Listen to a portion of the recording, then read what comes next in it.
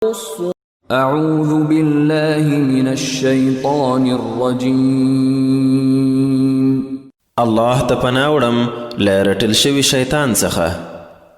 بسم الله الرحمن الرحيم. د ډیر مهربان ډیر رحم لرونکي الله په نامه. وما من دابة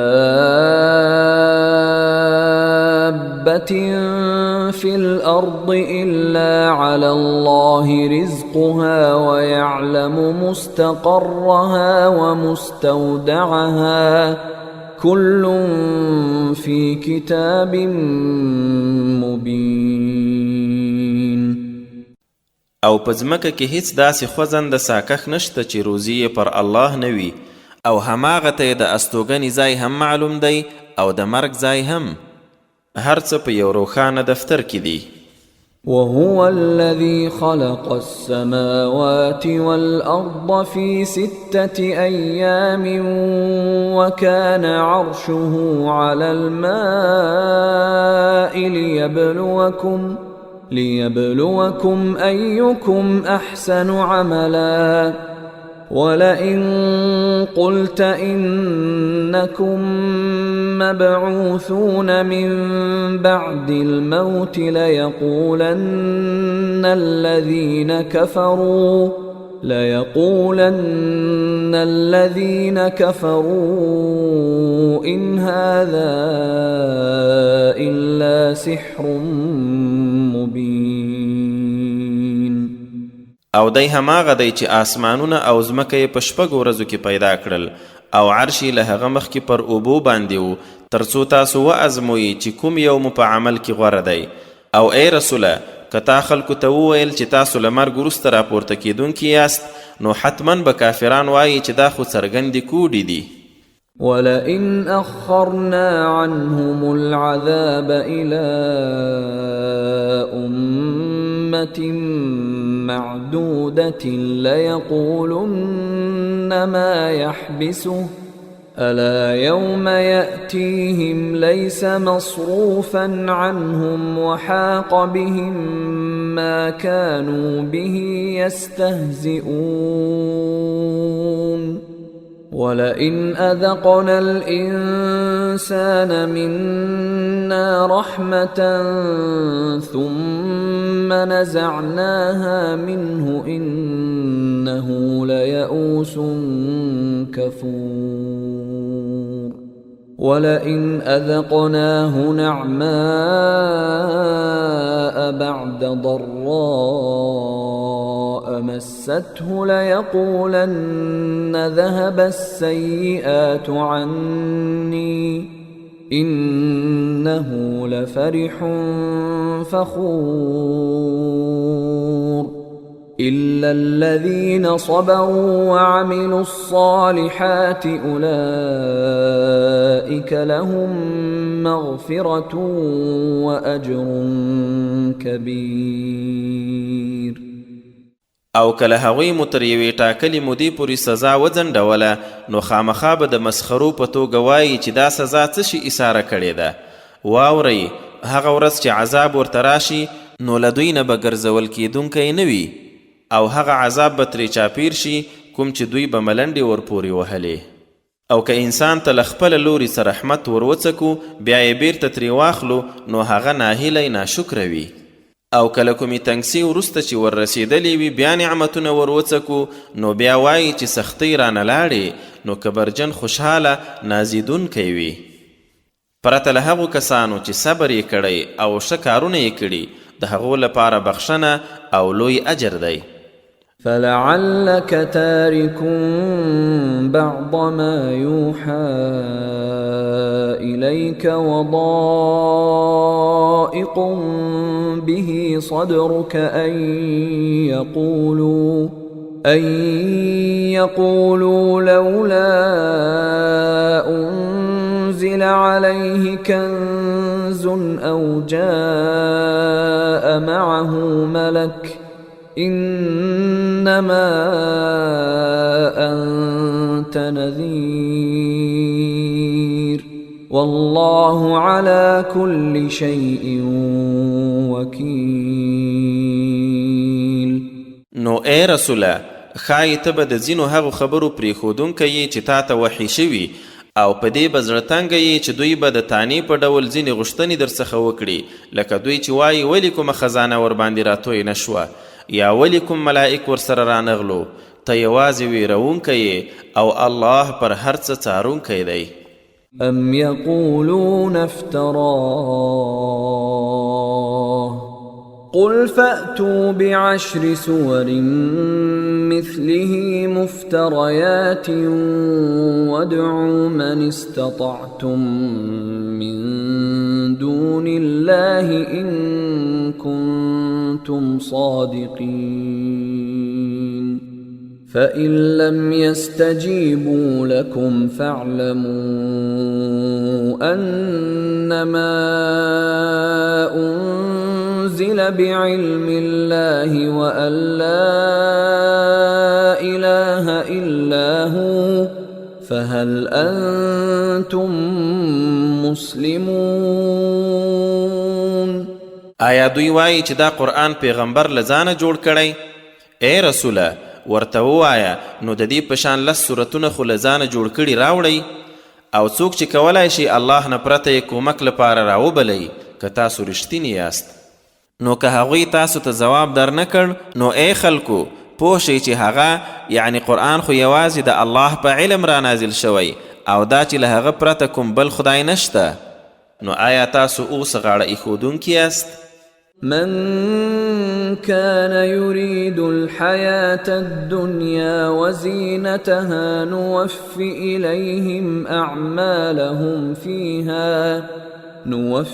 إليهم أعمالهم فيها وهم فيها لا يبخسون. أولئك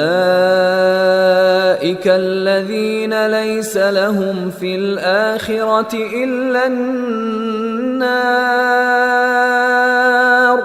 وحبط ما صنعوا فيها وباطل ما كانوا يعملون. څوک چې یوازې د دنیا ژوند او د هغې ښکلا غواړي همدلته د عملونو پوره بدله ورکوو او هیڅ کمی به پکې نه ورسره کیږي. دوی هغه خلک دي چې په آخرت کې ورته له اوره پرته بل څه نشته او څه یې چې دنیا کې کړي وو هغه پکې عبث شول او ټول کړي عملونه به یې باطل شي. أفمن كان على بينة من ربه ويتلوه شاهد منه ومن قبله كتاب موسى إماما ورحمة أولئك يؤمنون به ومن يكفر به من الأحزاب فالنار موعده فلا تك في مرية منه إنه الحق من ربك ولكن أكثر الناس لا يؤمنون. آیا نو څوک چې د خپل رب له لوري په یو څرګند دلیل یعنی قرآن ولاړ وي او یو بل شاهد هم د هغه لخوا ورپسې راغلی وي او تر هغه ړومبی د موسی کتاب هم د لارښود او رحمت په ډول موجود و، هغه چا سره برابر دی چې ټول کړه وړه د دنیا لپاره وي؟ نو داسې خلک په هغه یعنی قرآن ایمان راوړي او له دې ډلو چې څوک پر هغه کافر شي نو دا وعدي ځای اور دی. نو د هغه یعنی قرآن په باب په شک کې مه اوسه، یقینا هغه ستا د رب لخوا حق دی، خو زیاتره خلک باور نه کوي. ومن أظلم ممن افترى على الله كذبا أولئك يعرضون على ربهم ويقول الأشهاد هؤلاء الذين كذبوا على ربهم ألا لعنة الله على الظالمين. الذين يصدون عن سبيل الله ويبغونها عوجا وهم بالآخرة هم كافرون أولئك لم يكونوا معجزين في الأرض وما كان لهم من دون الله من أولياء يضاعف لهم العذاب ما كانوا يستطيعون السمع وما كانوا يبصرون أولئك الذين خسروا أنفسهم وضل عنهم ما كانوا يفترون لا جرم أنهم في الآخرة هم الأخسرون او تر هغه بلوی ظالم څوک وي چې په الله پورې دروغ وتړي داسې خلک به خپل رب ته وړاندې کړی شي او شاهدان به ووایي چې همدا هغه کسان دي چې پر خپل رب یې دروغ تړلي وو واورئ پر ظالمانو د لعنت د الله وي هغوی چې د الله لارې نه ایسارول کوي او کوږوالی یې غواړي او همدوی له آخرته منکریدونکي دي دا خلک په ځمکه کې هیڅ چیرې له الله نه خلاصېدونکي نه وو او نه دوی لره الله نه پرته څوک ملاتړي وو اوس به د دوی لپاره 2 برابره عذاب وي دوی د نفرت له امله نه حق اوریدای شو او نه یې خپله څه لیدل دا هغه کسان دي چې خپل ځانونه یې زیانمن کړل او کوم دروغ یې چې له ځانه جوړول هغه ټول ترې ورک شول بله نشي کیدای هغوی به په آخرت کې تر ټولو ډیر زیانمن وي إن الذين آمنوا وعملوا الصالحات وأخبتوا إلى ربهم أولئك أصحاب الجنة هم فيها خالدون مثل الفريقين كالأعمى والأصم والبصير والسميع هل يستويان مثلا أفلا تذكرون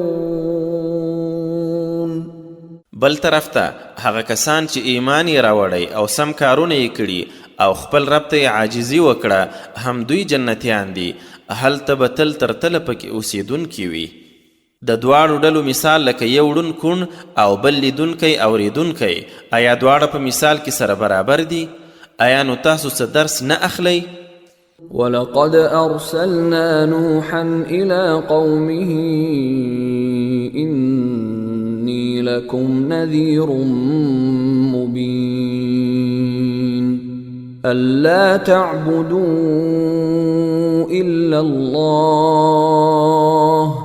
إني أخاف عليكم عذاب يوم أليم او نوح مو د هغه قوم ته ورولېږلو هغه وویل چې زه تاسو ته یو څرګند خبرداری ورکوونکی یم دا چې الله نه پرته بل څه مه لمانځئ زه پر تاسو د دردونکې ورځې له عذابه ویریږم فقال الملأ الذين كفروا من قومه ما نراك إلا بشرا مثلنا وما نراك اتبعك إلا الذين هم أراذلنا بادي الرأي وما نرى لكم علينا من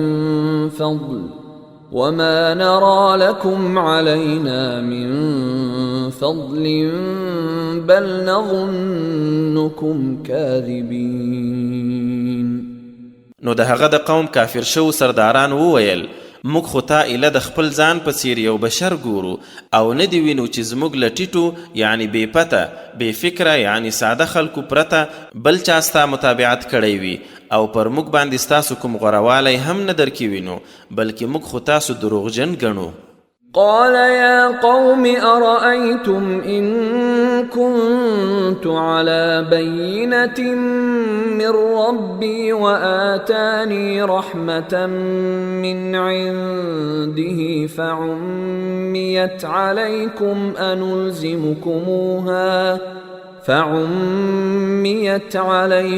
أنلزمكموها وأنتم لها كارهون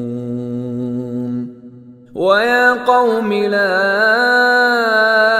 أسألكم عليه مالا إن أجري إلا على الله وما أنا بطارد الذين آمنوا إنهم ملاقو ربهم ولكني أراكم قوما تجهلون ويا قوم من ينصرني من الله إن طردتهم أفلا تذكرون ولا أقول لكم عندي خزائن الله ولا أعلم الغيب ولا أقول إني ملك ولا أقول للذين تزدري أعينكم لن يؤتيهم الله خيرا الله أعلم بما في أنفسهم إني إذا لمن الظالمين. نوح وویل ای زما قومه دې ته مو پام دی چې که زه د خپل رب له لوري په یو څرګند دلیل یم او له خپلې خوا یو خاص رحمت هم راکړی وي تاسو د ناپوهۍ او غرور له امله هغه ونه شو لیدای نو آیا په داسې حال کې به یې په زور در باندې تپو چې تاسو یې بد ګڼونکي یاست داسې نه کوو بلکې ستاسو چاره الله ته پرېږدو چې هغه یو پرېکړه در وکړي. او ای زما قومه په دې تبلیغ خو زه له تاسو څه مال نه غواړم زما اجر الله نه پرته په بل چا نشته او نه زه د هغو کسانو شړونکی یم چې ایمان یې راوړی هغوی له خپل رب سره مخامخېدونکي دي خو تاسو ماته داسې خلک ښکارئ چې ناپوهي کوئ. او ای زما قومه که زه دوی وشړم نو څوک به مې د الله له نیولو خلاص کړي آیا نو تاسو درس نه اخلئ؟ او زه نه وایم چې ما سره د الله خزانې دي نه په غیبو پوهیږم نه وایم چې زه یو ملائک یم او نه د هغو خلکو په هکله چې ستاسو له نظره سپک دي دا ویلی شم چې الله به هغوی ته هیڅکله ښېګڼه ورنه کړي. الله ډیر ښه پوه دی په هغه څه چې د دوی په زړونو کې دي که داسې ووایم بیا خو به زه خامخا له ظالمانو یم. قالوا يا نوح قد جادلتنا فأكثرت جدالنا فأتنا بما تعدنا إن كنت من الصادقين. هغوی وویل ای نوحه تا له موږ سره جګړه وکړه او ډیره جګړه دې وکړه نو که رښتونه یې اوس هغه عذاب راوله چې ته یې اخطار راکوې. قال إنما يأتيكم به الله إن شاء وما أنتم بمعجزين ولا ينفعكم نصحي إن أردت أن أنصح لكم إن كان الله يريد أن يغويكم هو ربكم وإليه ترجعون. نوح وویل درته راولي به یې الله که خوښه یې شي او تاسو یې عاجزونکي نه یاست او که زه ستاسو څه خیر ښېګڼه وغواړم هغه وخت زما نصیحت څه ګټه نه در رسوي کله چې الله ستاسو د ضد او مخ اړولو له امله ستاسو بېلاریتوب وغواړي هماغه مرب دی او هماغه ته به ورګرځول کیږئ. أم يقولون افتراه قل إن افتريته فعلي إجرامي وأنا بريء ما تجرمون. آیا دوی یعنی کافران وایي چې محمد صلی الله علیه وسلم دا قرآن لځانه دروغ جوړ کړی؟ ای رسوله ورته ووایه که لځانه مې دروغ جوړ کړی وي نو زما د جرم ذمهواري خپله پر ما ده، او کوم جرم چې تاسو یې کوئ د هغه له ذمهوارۍ زه خلاص یم. وأوحي إلى نوح أنه لن يؤمن من قومك إلا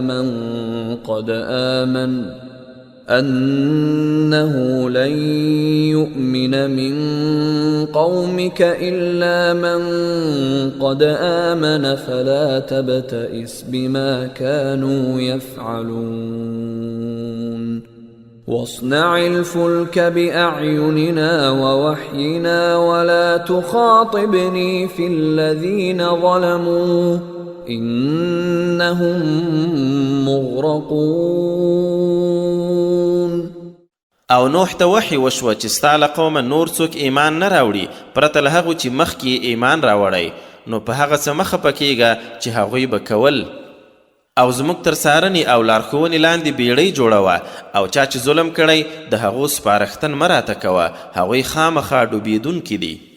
ويصنع الفلك وكلما مر عليه ملأ من قومه سخروا منه قال إن تسخروا منا فإنا نسخر منكم كما تسخرون.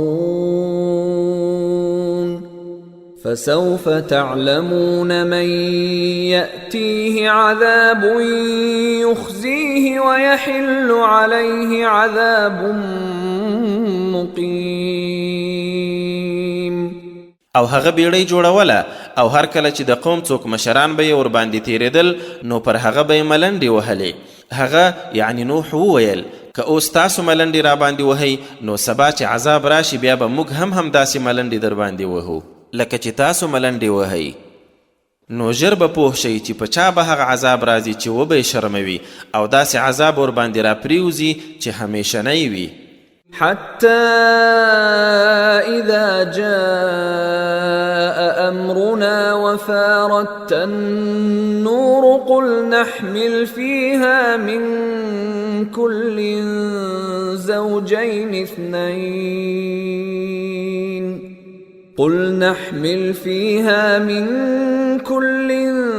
زوجين اثنين وأهلك إلا من سبق عليه القول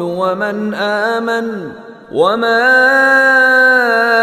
آمن معه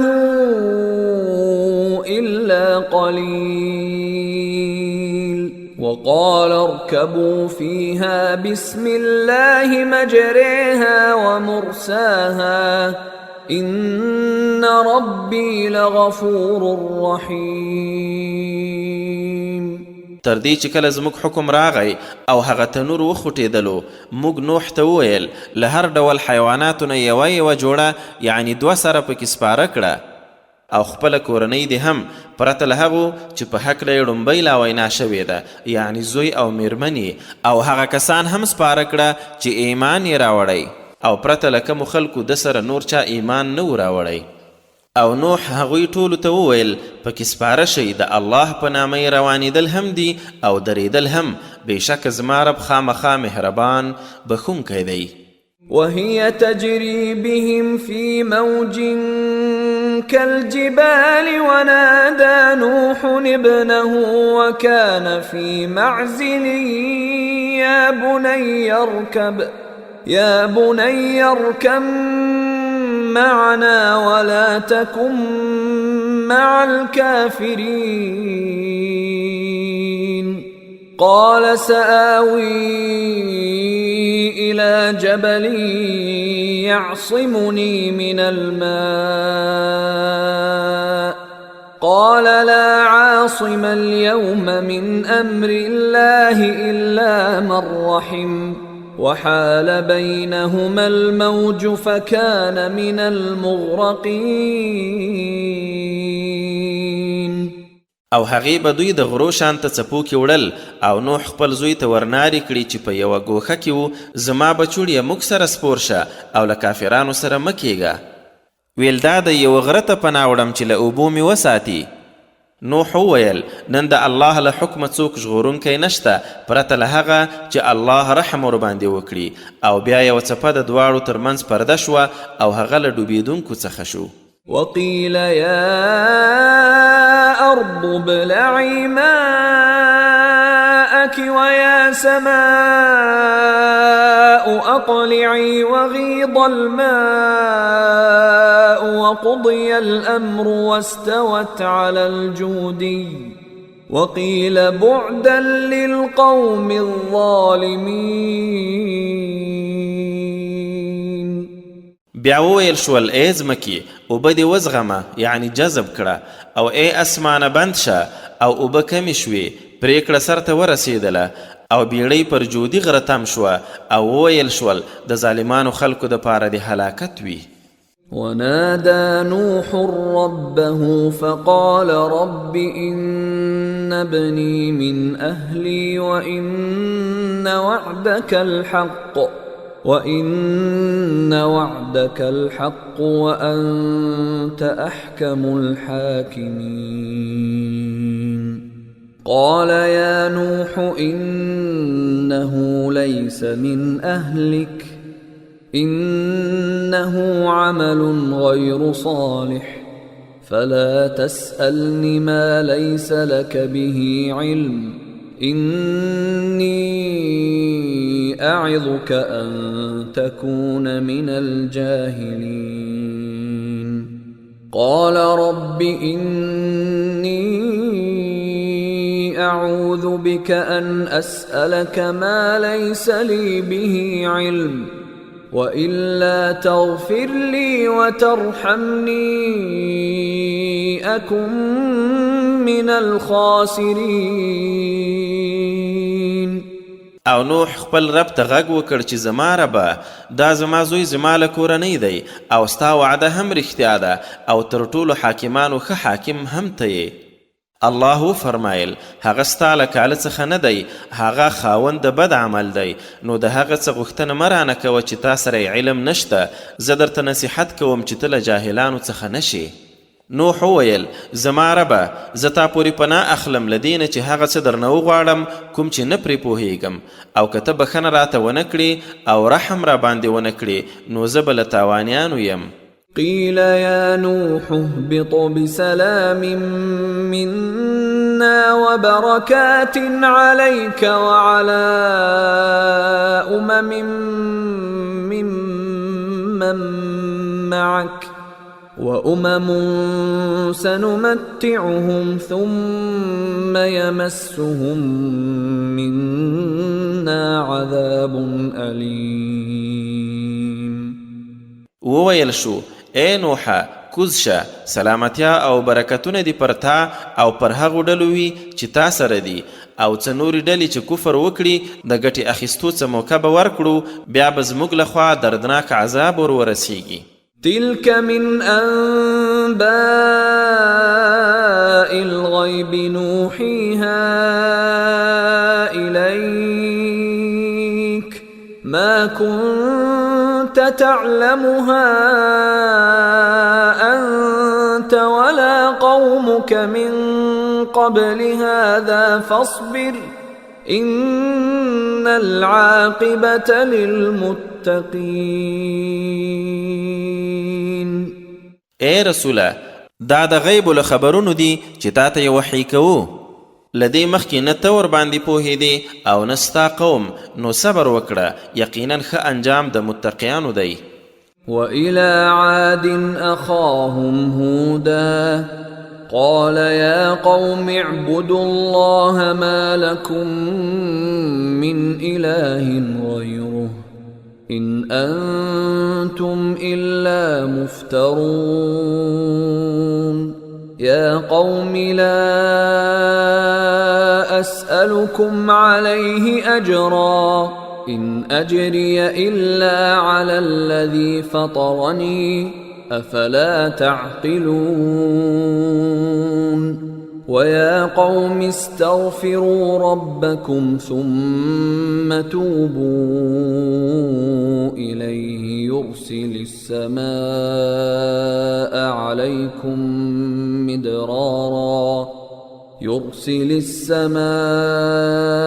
عليكم مدرارا ويزدكم قوة إلى قوتكم ولا تتولوا مجرمين. او عادیانو ته مو د هغوی ورور هود ورواستولو. هغه وویل ای زما قومه د الله عبادت وکړئ، له هغه پرته ستاسو کوم بل خدای نشته، تاسو بل څه نه یوازې دروغ تړونکي یاست. ای زما قومه زه خو په دې تبلیغ له تاسو څه اجرت نه غواړم، زما اجر صرف پر هغه ذات دی چې زه یې پیدا کړی یم. آیا نو عقل نه کاروئ؟ او ای قومه له خپل رب نه مو بخښنه وغواړئ، بیا د هغه لور ته ور وګرځئ چې له اسمانه ډیر اورېدونکی باران پر تاسې راولیږي، او له موجوده ځواک سره به نور ځواک هم در زیات کړي، او مخ مه ګرځوئ، حال دا چې مجرمان هم یاست. قالوا يا هود ما جئتنا ببينة وما نحن بتاركي آلهتنا عن قولك وما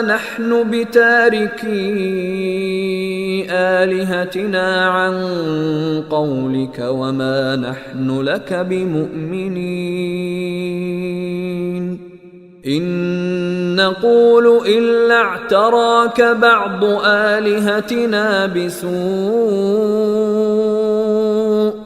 قال إني أشهد الله واشهدوا أني بريء مما تشركون من دونه فكيدوني جميعا ثم لا تنظرون إني توكلت على الله ربي وربكم ما من دابة إلا هو آخذ بناصيتها إن ربي على صراط مستقيم فإن تولوا فقد أبلغتكم ما أرسلت به إليكم ويستخلف ربي قوما غيركم ولا تضرونه شيئا إن ربي على كل شيء حفيظ. هغوی وویل ای هوده ته نه له کوم څرګند دلیل سره راته راغلی او نه موږ ستا په وینا خپل معبودان پرېښودلی شو او نه دې په خبره باور کوونکي یو. موږ خو له دې پرته بل څه نه وایو چې زموږ ځینو معبودانو به څه ضرر در رسولی وي. هود وویل زه الله شاهد ګرځوم او تاسو هم شاهدان اوسئ چې زه له هغه څه بیزار یم چې تاسو یې ورسره شریکوئ. له الله پرته نو تاسو ټول ما ته څه چل جوړ کړئ او بیا هیڅ مهلت مه راکوئ. بېشکه ما پر الله بروسه کړې، زما او ستاسو پر رب هیڅ داسې خوځېدونکی نشته چې هغه یې د پیکي یعنی د تندي ویښتانو رانیونکی نه وي. بېشکه زما رب پر سمه لار باندې دی. نو که تاسو مخ واړوئ ما خو هغه پیغام در ورسولو چې تاسو ته پرې رالیږل شوی وم، او ستاسو د کفر له امله به زما رب ستاسو پر ځای بل قوم راولي او تاسو هغه ته څه ضرر نشئ رسولی. بېشکه زما رب پر هر څه ساتونکی دی. ولما جاء أمرنا نجينا هودا والذين آمنوا معه برحمة منا ونجيناهم من عذاب غليظ. وتلك عاد جحدوا بآيات ربهم وعصوا رسله واتبعوا أمر كل جبار عنيد. وأتبعوا في هذه الدنيا لعنة ويوم القيامة ألا إن عادا كفروا ربهم ألا بعدا لعاد قوم هود. او کله چې زموږ د عذاب حکم راغی نو په خپل رحمت سره مهود او هغه کسان وژغورل چې له هغه سره ایمان راوړی او له یو سخت عذاب مو بچ کړل. او دا عادیان دي چې د خپل رب له آیاتونو منکر شول، د هغه له رسولانو یې سرغړونه وکړه او د حق د هر سرکښ دښمن د امر تابعداري یې وکړه. او پایله دا شوه چې په دې دنیا کې هم لعنت ورپسې شو او د قیامت په ورځ هم. واورئ عادیان په خپل رب کافران شول. واورئ د هود قوم عادیانو ته د له رحمت لرې والی وي. وإلى ثمود أخاهم صالحا قال يا قوم اعبدوا الله ما لكم من إله غيره هو أنشأكم من الأرض واستعمركم فيها فاستغفروه ثم توبوا إليه إن ربي قريب مجيب. او سمودیانو ته مو د هغوی ورور صالح ور واستولو. هغه وویل ای قومه د الله عبادت وکړئ، له هغه پرته ستاسو کوم بل خدای نشته، هماغه تاسو له ځمکې را پیدا او پکې آباد یې کړئ، نو بخښنه ترې وغواړئ او د هغه لور ته راوګرځئ، بېشکه زما رب تاسو ته نږدې دعا قبلونکی دی. قالوا يا صالح قد كنت فينا مرجوا قبل هذا أتنهانا أن نعبد ما يعبد آباؤنا وإننا لفي شك مما تدعونا إليه مريب. هغوی وویل ای صالحه لدې مخکې په موږ کې تا ته ډېرې هیلې کېدې، آیا لدې مو ایساروي چې هغه څه یعنی بوتان ولمانځو کوم چې زموږ پلرونو به لمانځل، او یقینا موږ د هغه څه په باب چې ته مو وربلې پریشانوونکي شک کیو. قال يا قوم أرأيتم إن كنت على بينة من ربي وآتاني منه رحمة فمن ينصرني من الله إن عصيته فما تزيدونني غير تخسير. ويا قوم هذه ناقة الله لكم آية فذروها تأكل في أرض الله ولا تمسوها بسوء فيأخذكم عذاب قريب. فعقروها فقال تمتعوا في داركم 3 أيام ذلك وعد غير مكذوب. صالح وویل ای قومه کچیرې زه د خپل رب له لوري په یو څرګند دلیل ولاړ یم او له خپلې خوا یو رحمت یعنی نبوت هم را کړی وي، نو که بیا یې هم سرغړونه وکړم څوک به مې د هغه له نیولو وژغوري، نو تاسو خو ماته پرته له تاوانه بل څه نه رازیاتوئ. او ای قومه دا د الله اوښه ستاسو دپاره نښانه ده، نو دا پرېږدئ چې د الله په ځمکه کې څري او په بدۍ لاس مه وروړئ، که نه بیا به مو نږدې وخت کې یو عذاب راونیسي. خو قوم یې خبره ونه منله او هغه یې ټپي او مړه کړه. نو صالح ورته وویل صرف 3 ورځې مو کورو کې ژوند وکړئ او بیا به عذاب در باندې راځي، دا نه دروغ کېدونکې وعده ده. فلما جاء أمرنا نجينا صالحا والذين آمنوا معه برحمة منا ومن خزي يومئذ إن ربك هو القوي العزيز.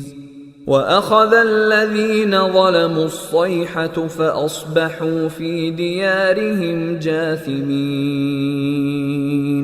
كأن لم يغنوا فيها ألا إن ثمود كفروا ربهم ألا بعدا لثمود. نو کله چې زموږ د عذاب امر راغی په خپل رحمت سره مصالح او هغه کسان وژغورل چې له ده سره ایمان راوړی او د هغې ورځې له رسوایي مو خوندي کړل. بېشکه همدا ستا رب برلاسی ځواکمن دی. او چا چې ظلم کړی و هغوی یوې سختې چغې راونیول نو بیا ګهیځ خپلو کورونو کې پړ مخې وچ مړه پراته وو او داسې مو فنا کړل لکه چې له سره پکې اوسېدلي نه وي. واورئ سمودیان په خپل رب کافر شول. واورئ سمودیانو ته له رحمته لرې والی دی. ولقد جاءت رسلنا إبراهيم بالبشرى قالوا سلاما قال سلام فما لبث أن جاء بعجل حنيذ فلما رأى أيديهم لا تصل إليه نكرهم وأوجس منهم خيفة قالوا لا تخف إنا أرسلنا إلى قوم لوط وامرأته قائمة فضحكت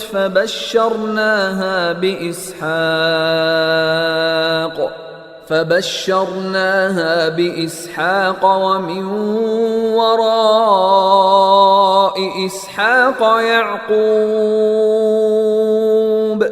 قالت يا ويلتى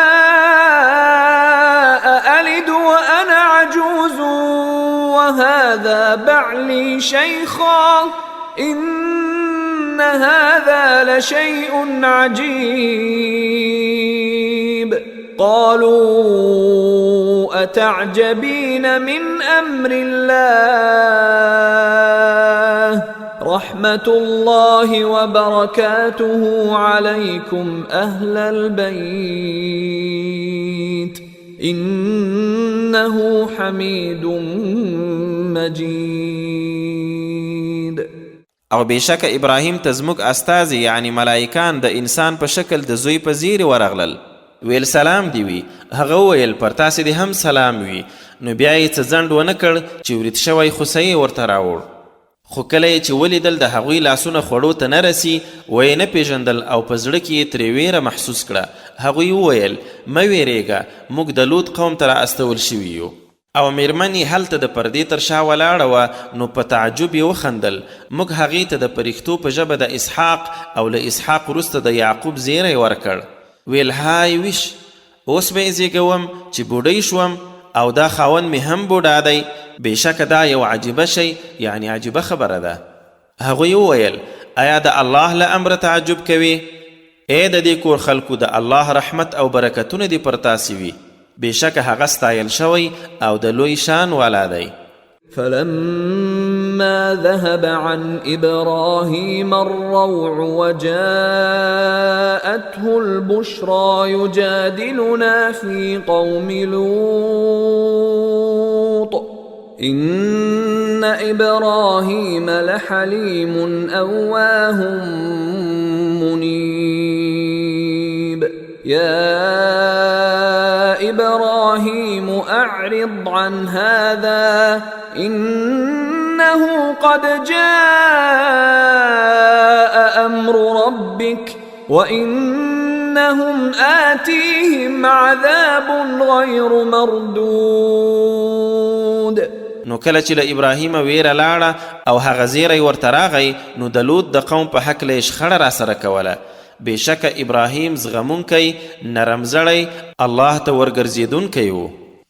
موږ ورته وویل ای ابراهیمه له دې تیر شه بېشکه چې ستا د رب حکم راغلی دی او دوی ته نه ایسارېدونکی عذاب راتلونکی دی. ولما جاءت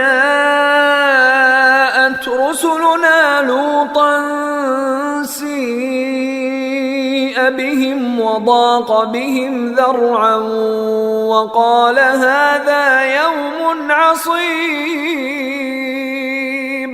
وجاءه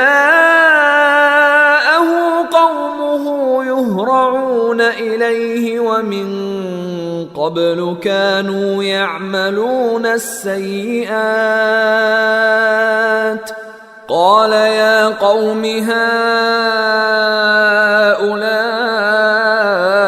بناتي هن أطهر لكم فاتقوا الله ولا تخزون في ضيفي أليس منكم رجل رشيد.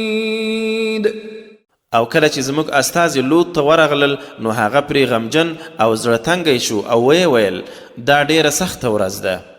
او قوم یې په منډه ورته راغی او ړومبه یې هم بد کارونه کول. هغه ورته وویل ای قومه دا زما لوڼې ستاسو دپاره ډیرې پاکې دي نو الله نه وویریږئ او ما د خپلو میلمنو په هکله مه شرموئ. آیا په تاسو کې کوم پوهېدونکی سړی نشته؟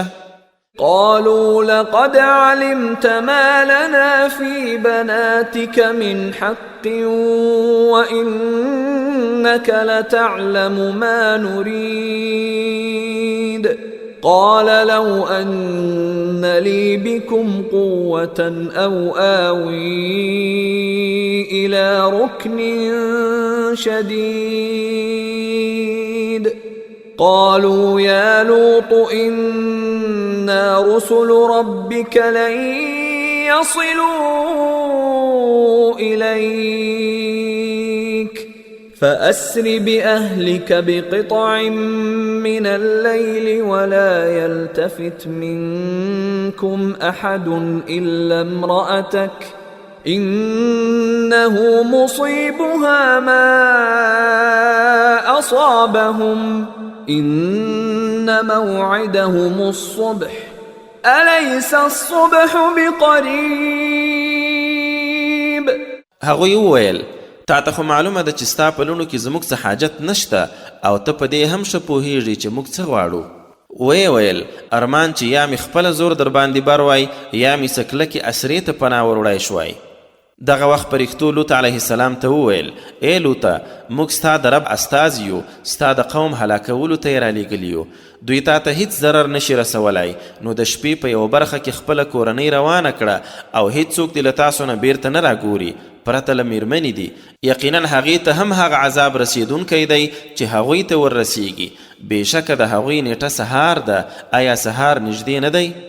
فلما جاء أمرنا جعلنا عاليها سافلها وأمطرنا عليها حجارة من سجيل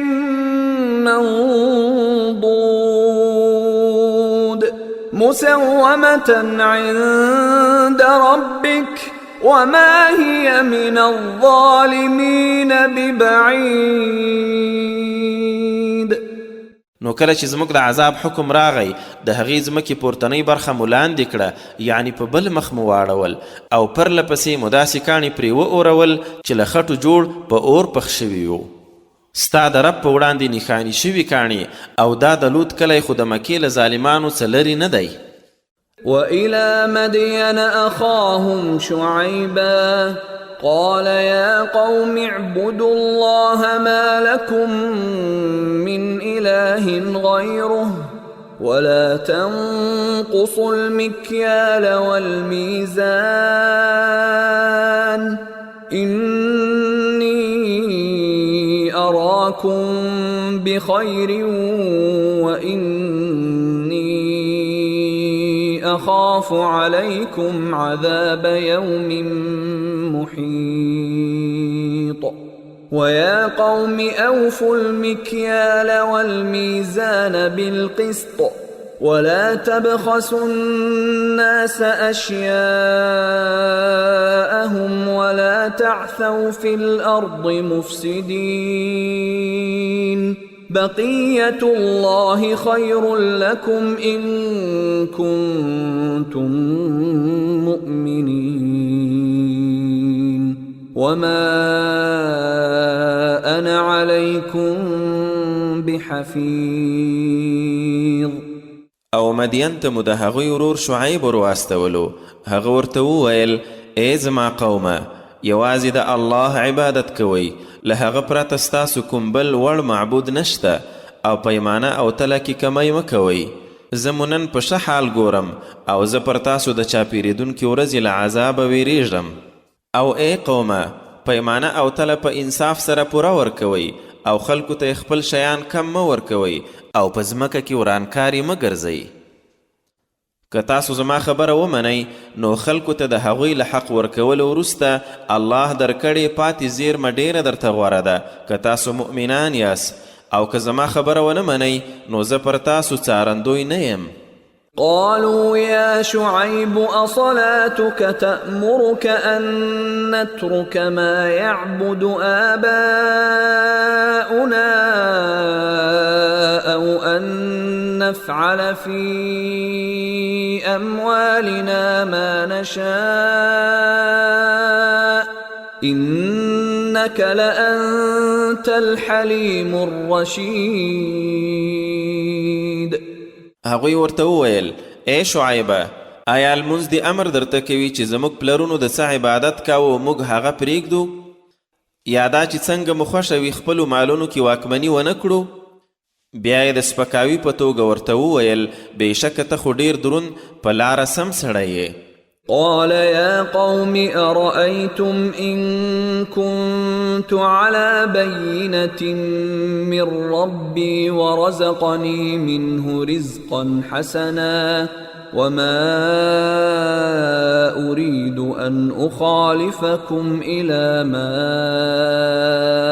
أنهاكم عنه إن أريد إلا الإصلاح ما استطعت وما توفيقي إلا بالله عليه توكلت وإليه أنيب. ويا قوم لا يجرمنكم شقاقي أن يصيبكم مثل ما أصاب قوم نوح أو قوم هود أو قوم صالح وما قوم لوط منكم ببعيد واستغفروا ربكم ثم توبوا إليه إن ربي رحيم ودود. شعیب وویل ای زما قومه آیا وینئ که زه د خپل رب له لوري په یو څرګند دلیل ولاړ یم او له خپلې خوا یې ښه روزي هم راکړې وي، نو زه ستاسو پر غلطه لار څنګه لاړ شم؟ او دا هم نه غواړم چې له کومو کارو تاسو ایساروم هغه په خپله وکړم. زما چې څومره وس وي ستاسو له اصلاح پرته بل څه نه غواړم، او دا توفیق مې هم یوازې په الله دی، په هماغه مې بروسه ده او په هر کار کې د هماغه لور ته ورګرځم. او ای قومه زما دشمنی مو په دې ونه ګماري چې تاسو ته هغسې عذاب در ورسي لکه د نوح قوم ته چې رسېدلی و، یا د هود قوم ته، یا د صالح قوم ته، او دا دی د لوط قوم خو له تاسو لرې نه دی. او له خپل ربه مو بخښنه وغواړئ بیا د هغه لور ته ور وګرځئ، یقینا زما رب مهربان مینناک دی. قالوا يا شعيب ما نفقه كثيرا مما تقول وإنا لنراك فينا ضعيفا ولولا رهطك لرجمناك وما أنت علينا بعزيز.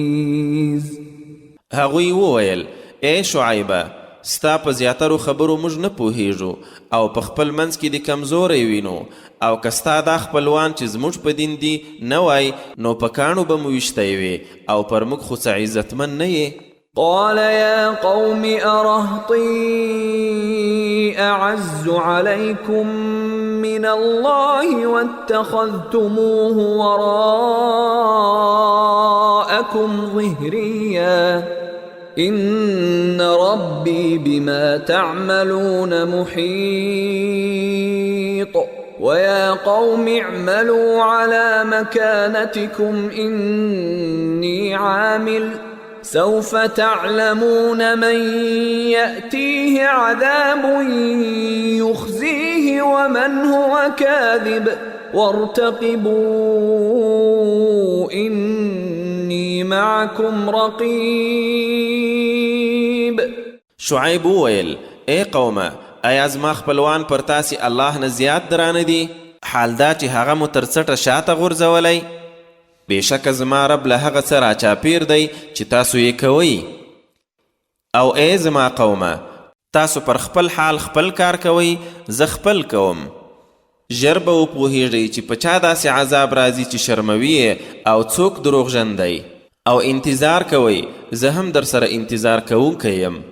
ولما جاء أمرنا نجينا شعيبا والذين آمنوا معه برحمة منا وأخذت الذين ظلموا الصيحة فأصبحوا في ديارهم جاثمين كأن لم يغنوا فيها ألا بعدا لمدين كما بعدت ثمود. او کله چې زموږ د عذاب امر راغی په خپل رحمت سره مو شعیب او هغه کسان وژغورل چې د سره ایمان راوړی و، او کومو کسانو چې ظلم کړی و یوې سختې چغې راونیول، نو بیا سهار په خپلو کورونو کې پړ مخې مړه پراته و. لکه چې له سره پکې اوسېدلي نه وي. واورئ او عبرت واخلئ، مدین ته هماغه شان له رحمت لرېوالی دی لکه چې سمودیانو ته لرېوالی و. ولقد أرسلنا موسى بآياتنا وسلطان مبين إلى فرعون وملئه فاتبعوا أمر فرعون وما أمر فرعون برشيد يقدم قومه يوم القيامة فأوردهم النار وبئس الورد المورود وأتبعوا في هذه لعنة ويوم القيامة بئس الرفد المرفود. او موسی مو له خپلو نښانو او څرګند دلیل سره ولیږلو فرعون او د هغه سردارانو ته، خو هغوی د فرعون د حکم تابعداري وکړه او د فرعون حکم په سمه لار برابر نه و. هغه به د قیامت په ورځ د خپل قوم مخکش شي، نو اور ته به یې ننباسي او د ورتګ بد ځای دی چې څوک وروستل کیږي. او په دې دنیا کې هم لعنت ورپسې شو او د قیامت په ورځ هم بده بدله ده چې ورکړی شوې. ذلك من أنباء القرى نقصه عليك منها قائم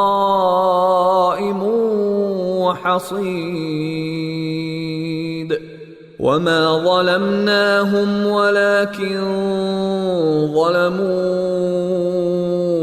أنفسهم فما أغنت عنهم آلهتهم التي يدعون من دون الله من شيء لما جاء أمر ربك وما زادوهم غير تتبيب وكذلك أخذ ربك إذا أخذ القرى وهي ظالمة إن أخذه أليم شديد. دا د هغو کلیو خبرونه دي چې تا ته یې بیانوو، ځینې یې لا پر ځای ولاړ او ځینې د ریبل شوي فصل په څیر له منځه تللي. او موږ ظلم ورباندې نه دی کړی، خو هغوی خپله پر ځانو ظلم وکړ. او پایله دا شوه چې کله ستا د رب امر راغی، هغو معبودانو یې هیڅ شی ترې ایثار نه کړل چې دوی به الله نه پرته رابلل، او له هلاکته پرته یې څه ورزیات نه کړل. او ستا د رب نیول خو همداسې وي، کله چې هغه سیمې راونیسي کومې چې ظالمې وي بېشکه د هغه نیول سخت دردناک دي. إن في ذلك لآية لمن خاف عذاب الآخرة ذلك يوم مجموع له الناس وذلك يوم مشهود وما نؤخره إلا لأجل معدود.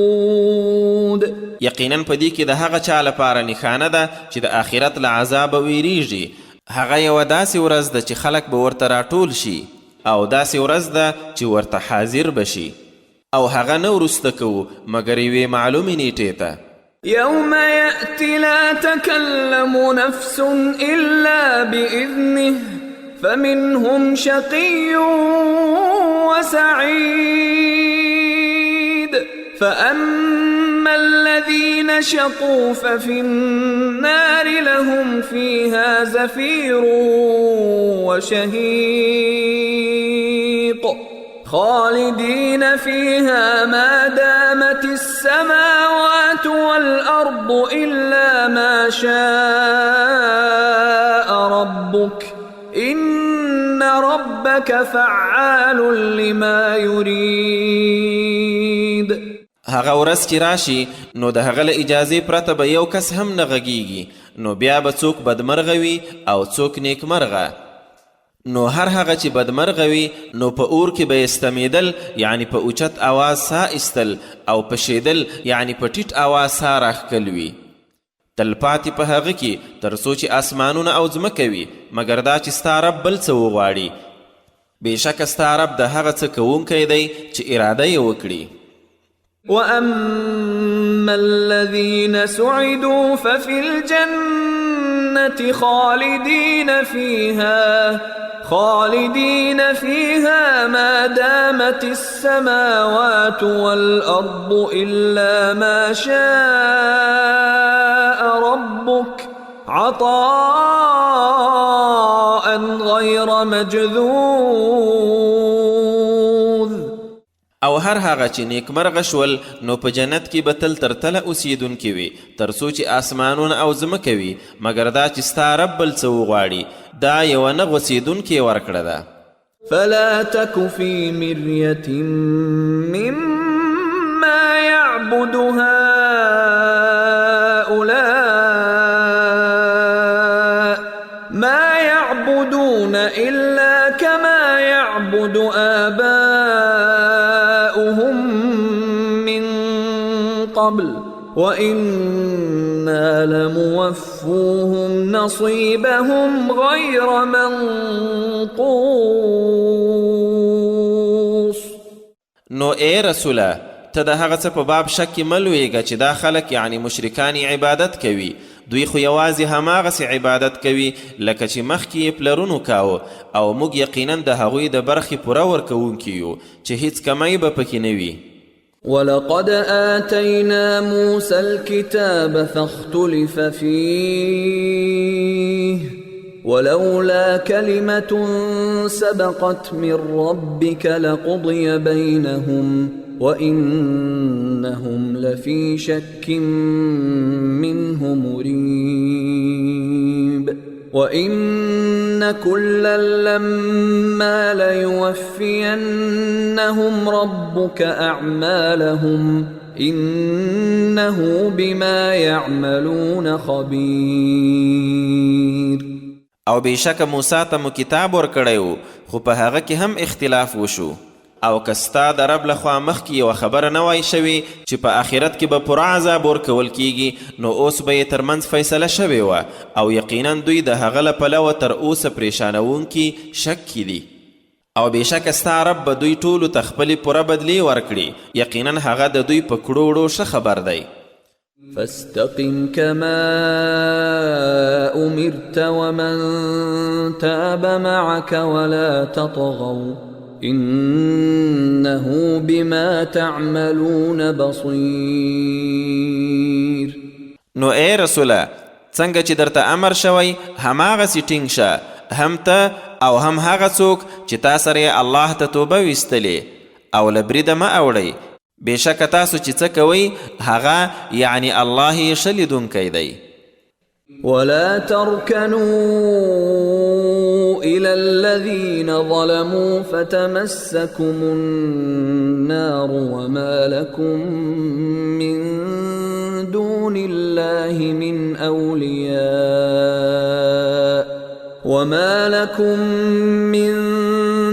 الله من أولياء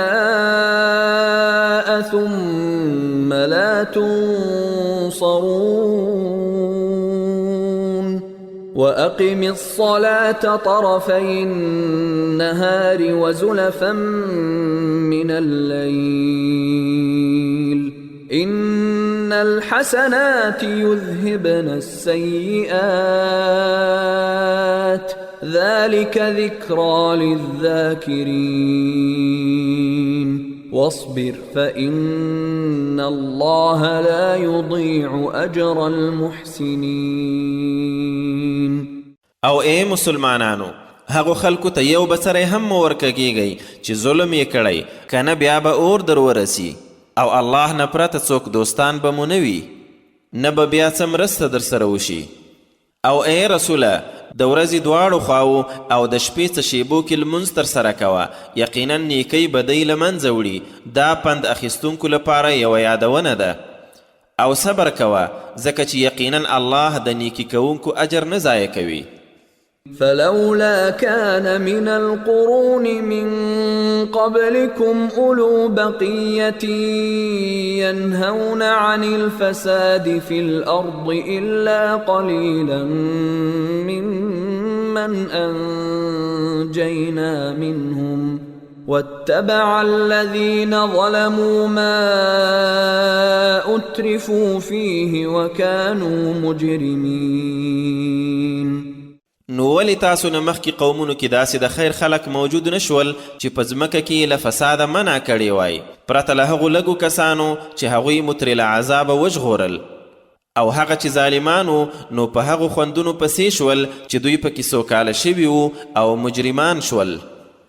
وما كان ربك ليهلك القرى بظلم وأهلها مصلحون ولو شاء ربك لجعل الناس أمة واحدة ولا يزالون مختلفين إلا من رحم ربك ولذلك خلقهم وتمت كلمة ربك لأملأن جهنم من الجنة والناس أجمعين. او ستا رب داسې نه دی چې په ظلم سره کلي تباه کړي په داسې حال کې چې اوسیدونکي یې سمون راوستونکي وي او که ستا رب غوښتي وای نو ټول خلک به یې یوه ډله ګرځولي وو خو داسې یې ونه کړل نو دوی به تل په بېلابېلو لارو روان وي او په دې کې د هغه حکمت دی. پرته له هغه چې رب دې رحم پرې کړی وي نو هغوی بیا د الله له دین پرته بل دین ته نه ورځي او د همدې لپاره خو یې پیدا کړي دي او ستا د رب هغه وینا ترسره شوه چې ویلي وو زه به جهنم له پیریانو او انسانانو ټولو ډک کړم. وكلا نقص عليك من أنباء الرسل ما نثبت به فؤادك وجاءك في هذه الحق وموعظة وذكرى للمؤمنين. او اے رسوله د رسولانو دا ټول خبرونه چې پر تا یې لولو هغه دي چې ستا زړه پرې ډاډه کوو او په دغو کیسو کې تا ته حق او نصیحت او د مؤمنانو دپاره پند راغلی دی. وقل للذين لا يؤمنون اعملوا على مكانتكم إنا عاملون وانتظروا إنا منتظرون ولله غيب السماوات والأرض وإليه يرجع الأمر كله فاعبده وتوكل عليه وما ربك بغافل عما تعملون. او هغو خلکو ته چې ایمان نه راوړي ووایه چې تاسو په خپل ځای عمل کوئ، موږ په خپله کړنلاره عمل کوونکي یو، او تاسو هم د الله د پریکړې انتظار کوئ، موږ هم انتظار کوونکي یو. او د آسمانو او ځمکې ټول پټ شیان د الله په علم کې دي، او ټولې چارې هماغه ته ورګرځول کیږي، نو هماغه ولمانځه او پر هماغه بروسه کوه، او ستا رب له هغو چارو نه خبره نه دی چې تاسو یې کوئ. یوسف مکی صورت او 111 آیتونه لري. بسم الله الرحمن الرحیم. د ډیر مهربان ډیر رحم لرونکي الله په نامه. الف لام را تلك آیات الكتاب المبین إنا أنزلناه قرآنا عربيا لعلكم تعقلون. الف لام را دا د هغه څرګند کتاب آیتونه دي. بېشکه دا مو یو عربي قرآن نازل کړی چې تاسو پوه شئ. نحن نقص عليك أحسن القصص بما أوحينا إليك هذا القرآن وإن كنت من قبله لمن الغافلين. اے رسوله، تا ته مو دا قرآن وحی کړی دی، نو په دې سره موږ پر تا یوه تر ټولو ښه کیسه بیانوو، او بېشکه له دې مخکې خو ته له دې کیسې ناخبره وې. إذ قال يوسف لأبيه يا أبت إني رأيت 11 كوكبا والشمس والقمر رأيتهم لي ساجدين.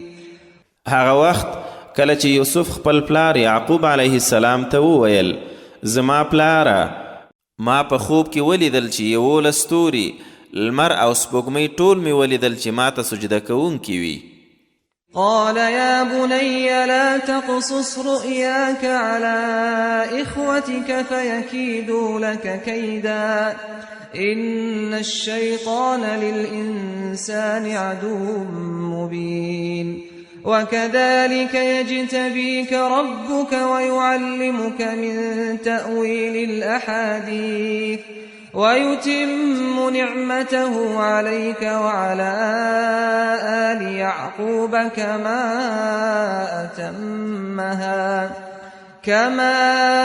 أتمها على أبويك من قبل إبراهيم وإسحاق إن ربك عليم حكيم.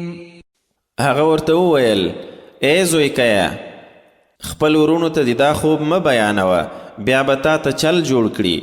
یقینا شیطان د انسان یو څرګند دشمن دی، او همداسې به د خپل رب نبوت ته غوره کړي، او تا ته به اصل واقعات ته د خبرو ورګرځول در وشي، او خپل نعمت به پر تا او د یعقوب پر ټبر باندې پوره کړي، لکه مخکې چې ستا په 2 پلرونو ابراهیم او اسحاق پوره کړی و. بېشکه ستا رب د حکمت والا ډیر پوه دی. لقد كان في يوسف وإخوته آيات للسائلين. حقیقتاً په یوسف او ورونو کې د پوښتونکو د پاره ډیرې نشانی دي. إذ قالوا ليوسف وأخوه أحب إلى أبينا منا ونحن عصبة إن أبانا لفي ضلال مبين. اقتلوا يوسف أو اطرحوه أرضا يخل لكم وجه أبيكم وتكونوا من بعده قوما صالحين. قال قائل منهم لا تقتلوا يوسف وألقوه في غيابة الجب يلتقطه بعض السيارة إن كنتم فاعلين. کله چې ناسکه ورونو یې خپلو کې وویل یقینا زموږ پلار ته یوسف او سکه ورور یې تر موږ ډیر ګران دي، حال دا چې موږ یوه پوره ډله یو، بېشکه زموږ پلار په ښکاره خطا کې دی. یوسف ووژنئ یا یې په کومه ځمکه کې چیرته لرې وغورځوئ چې د پلار توجه مو درته ځانګړې شي او له هغه وروسته بیرته سم نیکان خلک شئ. له دوی نه یوه ویونکي وویل یوسف مه وژنئ، خو که څه کوئ نو بیا یې په کوم تیاره کوهي کې وغورځوئ، کوم تلونکی کاروان به یې راواخلي. قالوا يا أبانا ما لك لا تأمنا على يوسف وإنا له لناصحون أرسله معنا غدا يرتع ويلعب وإنا له لحافظون. نو پلار ته راغلل ویل ای زموږ پلاره څه خبره ده چې د یوسف په هکله باور نه راباندې کوي، حال دا چې موږ واقعا د هغه خواخوږي یو. سبا یې موږ سره واستوه چې میوې وخوري او لوبې وکړي او موږ به خامخا د هغه ساتونکي یو. قال إني ليحزنني أن تذهبوا به وأخاف أن يأكله الذئب وأنتم عنه غافلون. قالوا لئن أكله الذئب ونحن عصبة إنا إذا لخاسرون. ویل دا مې اندېښمنوي چې تاسو یې بوځئ او ویریږم چې لیوه به یې وخوري او تاسې به ترې غافل یاست. دوی وویل موږ یوه قوي ډله یو، خو که بیا یې هم لیوه رانه خوري نو بیا خو به موږ خامخا تاوانیان یو. فلما ذهبوا به وأجمعوا أن يجعلوه في غيابة الجب وأوحينا إليه لتنبئنهم بأمرهم هذا وهم لا يشعرون. نو کله چې له ځان سره بوتلی او اتفاق سره وکړ چې کوم تیاره کوهي کې یې وغورځوي او ویې غورځاوه، نو موږ یوسف ته وحی وکړه چې خامخا به یوه ورځ دوی ته دا کار ورپه زړه کوي او دوی به نه پوهیږي. وجاءوا أباهم عشاء يبكون قالوا يا أبانا إنا ذهبنا نستبق وتركنا يوسف عند متاعنا فأكله الذئب وما أنت بمؤمن لنا ولو كنا صادقين.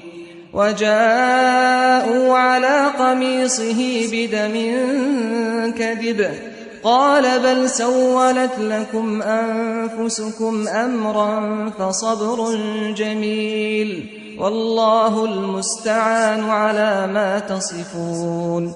او ماښام په ژړا پلار ته راغلل ویل ای زموږ پلاره موږ ولاړو د منډو سیالي مو سره کوله او یوسف مو خپل سامان سره پرېښود نو ایسته لیوه وخوړ او ته زموږ په خبره باور کوونکی نه یې که څه هم موږ رښتینې واوسو. او د یوسف کمیس یې د دروغو په وینو سور لړلی راوړ.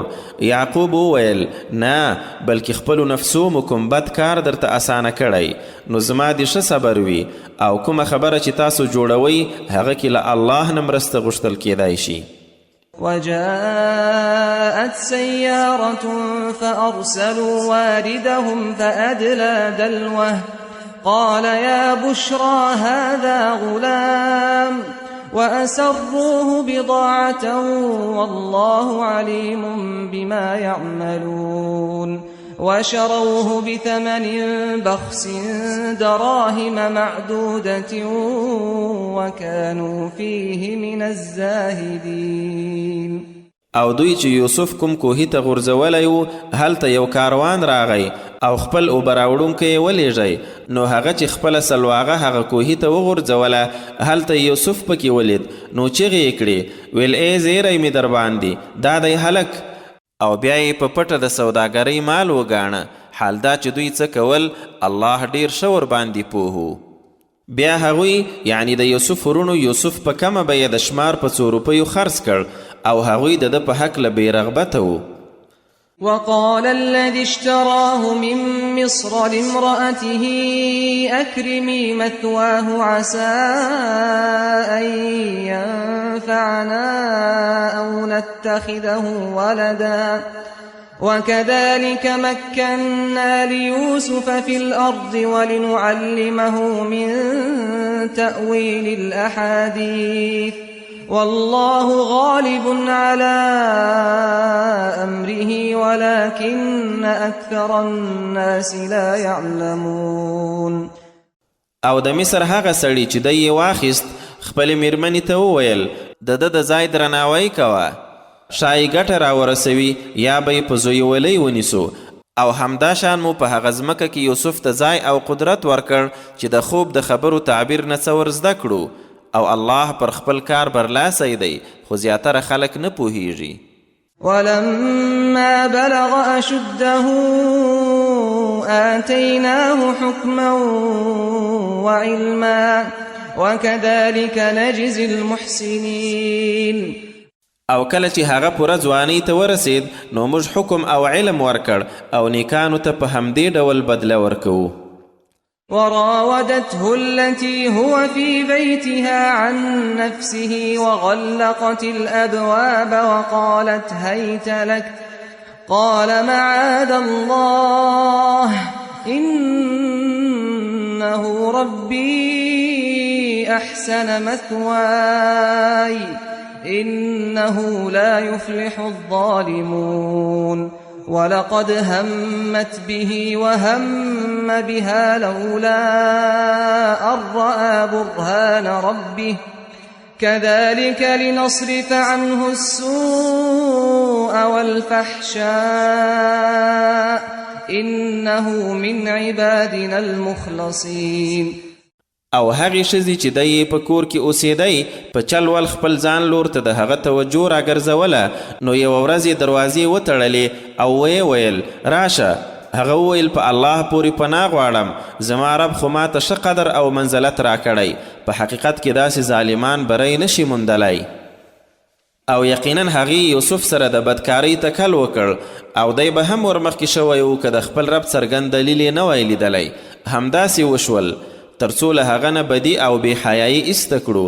حقیقتا هغه زموږ له غوره کړیو بندګانو و.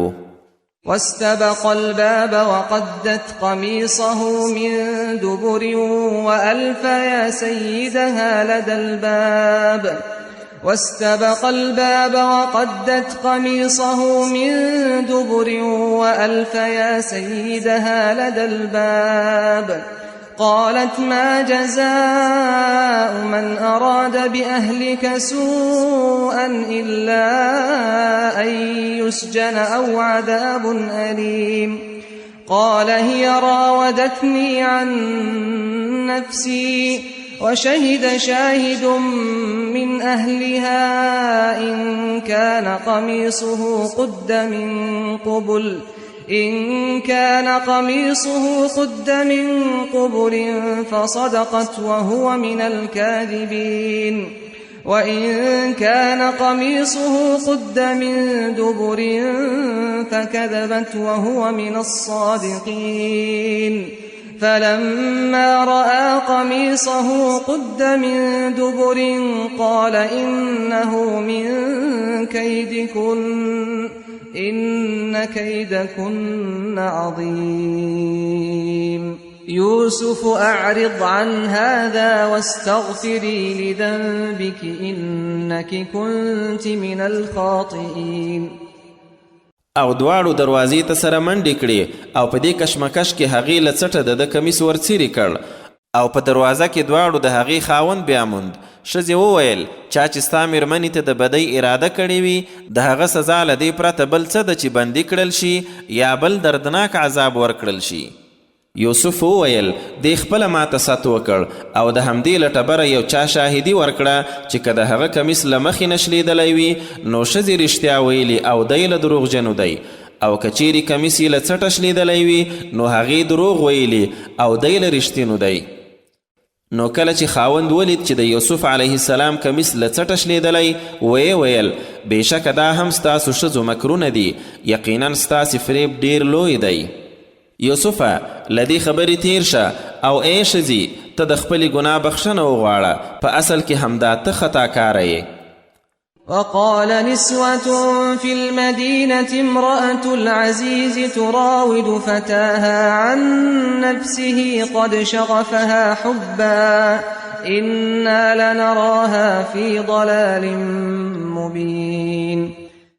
او په ښار کې ښځو وویل د عزیز میرمن په خپل زلمی غلام پسې شوې او د هغه مینې یې زړه ورسوری کړی، موږ خو هغه یقینا په ښکاره بېلاریتوب کې وینو. فلما سمعت بمكرهن أرسلت إليهن وأعتدت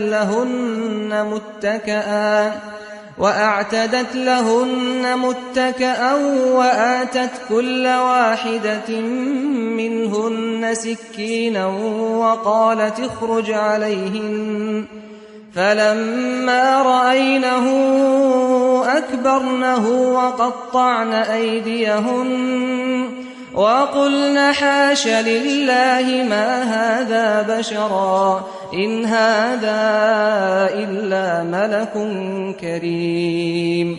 قالت فذلكن الذي لمتنني فيه ولقد راودته عن نفسه فاستعصم ولئن لم يفعل ما آمره ليسجنن وليكون من الصاغرين. نو کله چې د هغوی مکر یعنی غیبت یې واورید استازی یې ورواستوی او د میلمستیا یو مجلس یې ورته چمتو کړ او د هغوی هر یوې ته یو چاکو ورکړ او بیا یې یوسف ته وویل چې هغوی ته راووځه. نو کله چې هغوی ولید ډیر لوی ښایست یې پکې وموند او داسې یې په حسن کې غرقې شوي چې خپل لاسونه یې غوڅ کړل او ویې ویل الله لره پاکي ده، دا خو بشر نه دی، دا خو پرته له یو عزتمن ملایکه بل څه نه دی. د عزیز میرمنې وویل دا هماغه کس دی چې تاسو پکې زه ملامتولم او یقینا د هغه د جلبولو هڅه مې کړې وه خو ځان یې وساتلو او بیا هم که دی هغه څه ونه کړي چې زه ورته امر کوم حتما به بندي او خوار ذلیل کړی شي.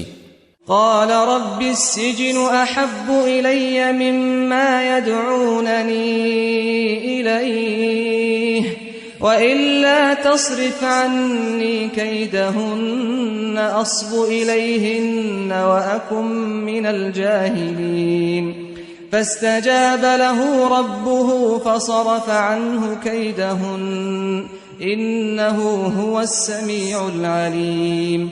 ثم بدا لهم من بعد ما رأوا الآيات ليسجننه حتى حين.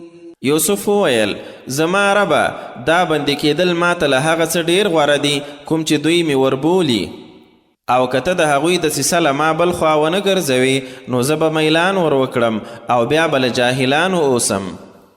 نو خپل رب یې دعا قبوله کړه او د هغوی چلونه یې ترې وګرځول، بېشکه هماغه ډېر پوه اورېدونکی دی. بیا هغوی ته له دې وروسته چې څه نښانې یې ولیدې دا رایه څرګنده شوه چې تر یو مهاله یې خامخا بندي کړي.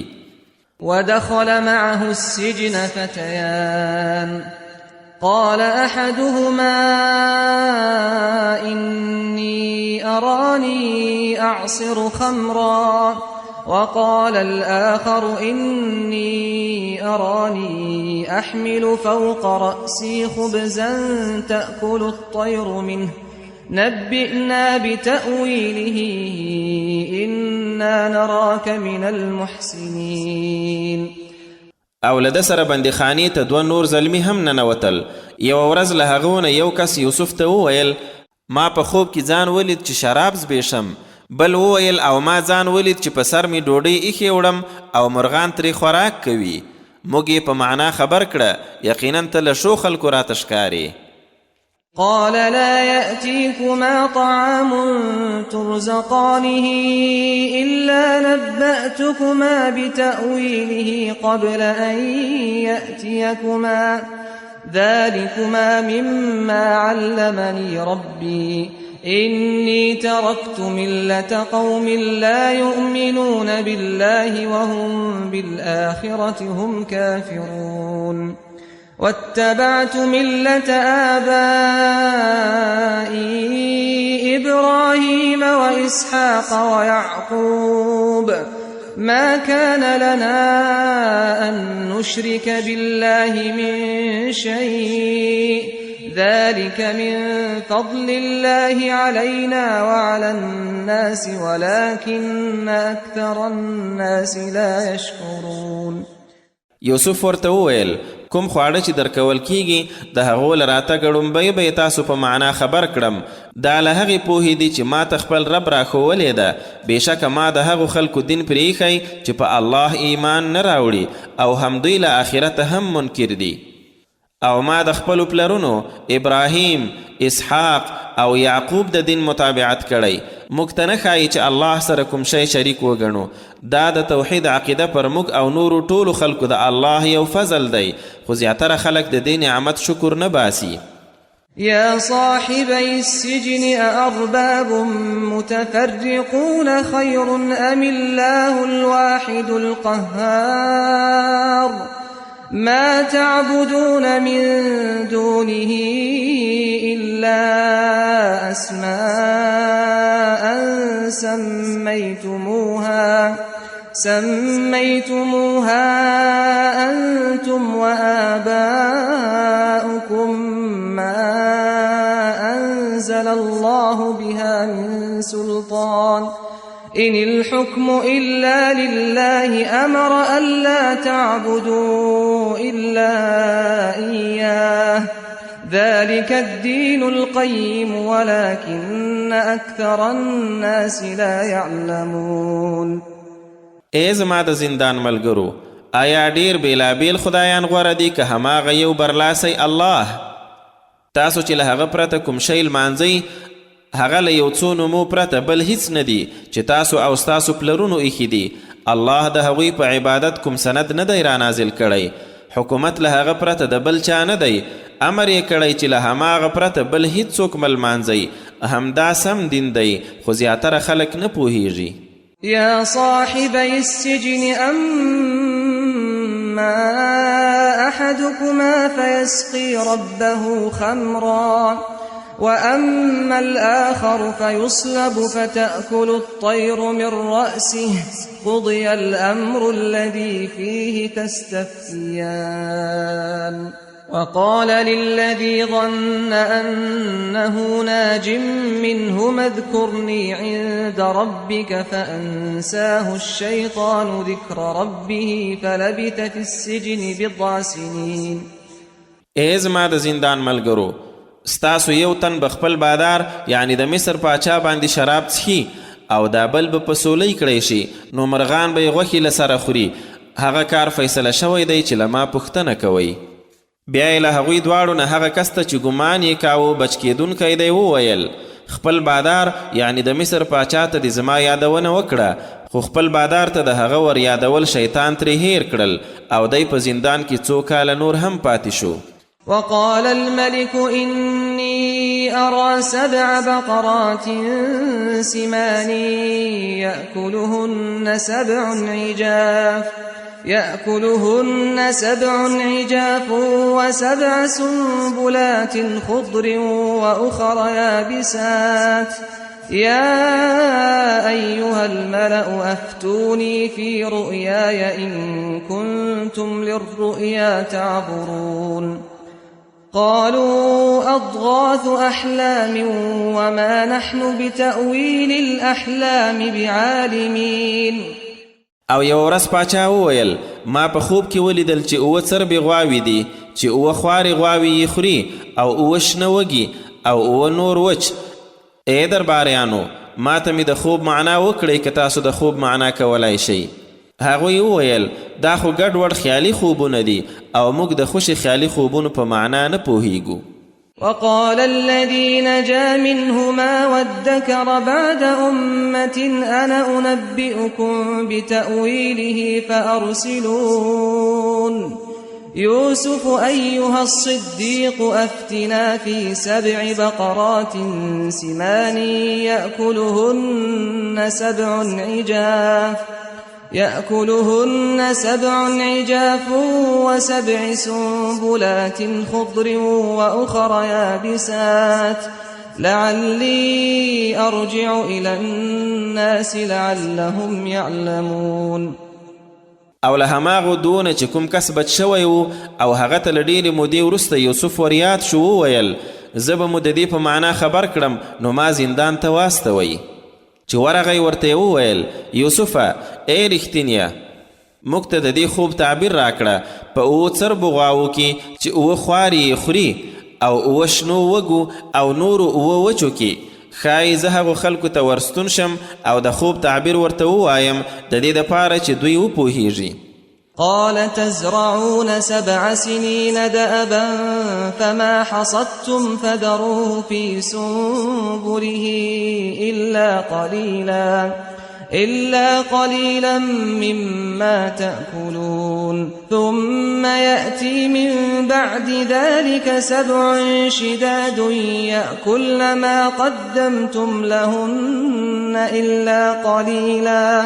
إلا قليلا مما تحصنون ثم يأتي من بعد ذلك عام فيه يغاث الناس وفيه يعصرون. ورته ویل 7 کاله به تاسې پرله پسې په کرهنه بوخت یاست نو څه مو چې لو کړل هغه ټول په خپل وږي کې پرېږدئ پرته له هغه چې تاسو یې خورئ. بیا به له دې وروسته 7 کلونه ډېر سخت راشي چې ټول هغه څه پکې وخوړل شي کوم چې تاسو ورته ساتلي وو پرته له هغه لږ څه چې تاسو یې تخم دپاره ساتئ.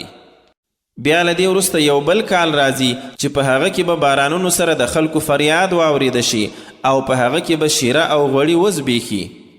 وقال الملك ائتوني به فلما جاءه الرسول قال ارجع إلى ربك فاسأله ما بال النسوة اللاتي قطعن أيديهن إن ربي بكيدهن عليم.